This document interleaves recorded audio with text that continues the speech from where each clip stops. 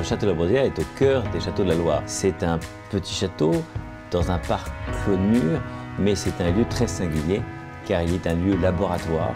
C'est un festival de la forêt qui rassemble effectivement des artistes, tout un ensemble d'acteurs de la filière et des filières.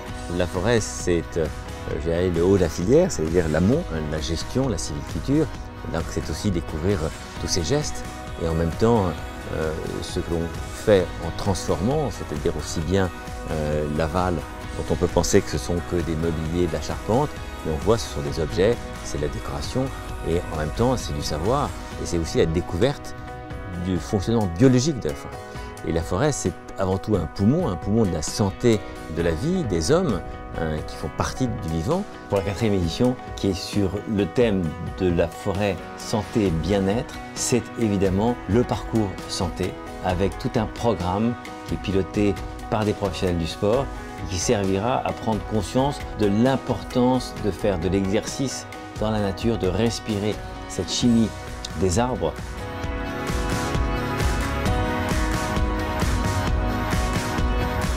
La rencontre entre le Petit Prince et le prince jardinier du château de la Bourdière est une évidence pour nous puisque on partage, comme je le disais, les mêmes valeurs. Le Petit Prince est avant tout un message absolument incroyable. C'est un livre écrit et qui est sorti en 1943 et qui portait déjà des valeurs d'écologie, de protection de la planète, de protection de la nature. Le Petit Prince, il existe depuis maintenant 4 générations. J'espère qu'en 2100, on se dira que le Petit Prince a fait des émules. En tout cas, à la Bourdière, il en a fait ce week-end.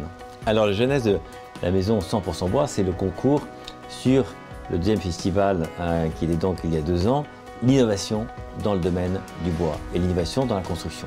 Et le projet donc, qui semblait être le plus cohérent, le plus original et novateur était donc le projet de ces 3 architectes, donc le fameux château ambulant, puisque c'est son titre. La volonté, ça a été surtout de promouvoir l'industrie du bois aujourd'hui. Qu'est-ce qu'on fait aujourd'hui en France? Qu'est-ce qu'on est capable de produire, de mettre en avant? Ce château ambulant, il était la représentation d'une maison qui pouvait être transposée aussi bien dans un environnement forestier, sur la plage, au cœur d'une ville.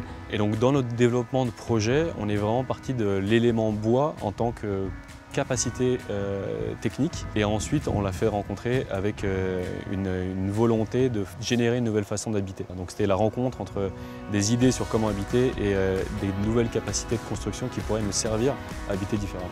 Et cette maison qui, je l'espère, sera un exemple qui signe un moment de l'histoire de la construction bois.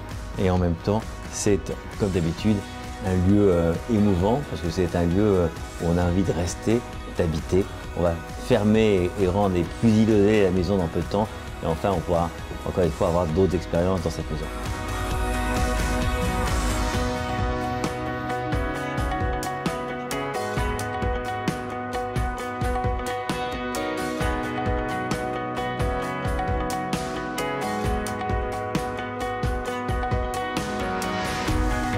Alors c'est un festival qui existe grâce à France Bois Forêt, grâce à l'ONF et grâce évidemment à l'ensemble des équipes qui ont contribué pour faire en sorte que cette richesse patrimoniale qui est la nôtre, qui est celle de tout le monde, eh bien, elle nous apporte tout le bien-être, mais surtout, on l'assure pour les générations futures.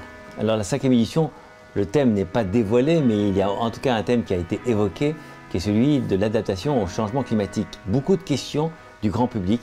Comment ces forêts vont résister au changement climatique, au changement du climat avec plus de précipitations, plus de chaleur, des épisodes violents. Et donc l'année prochaine, on aura planté un certain nombre de sujets ici qui correspondront aux recommandations de ce changement climatique.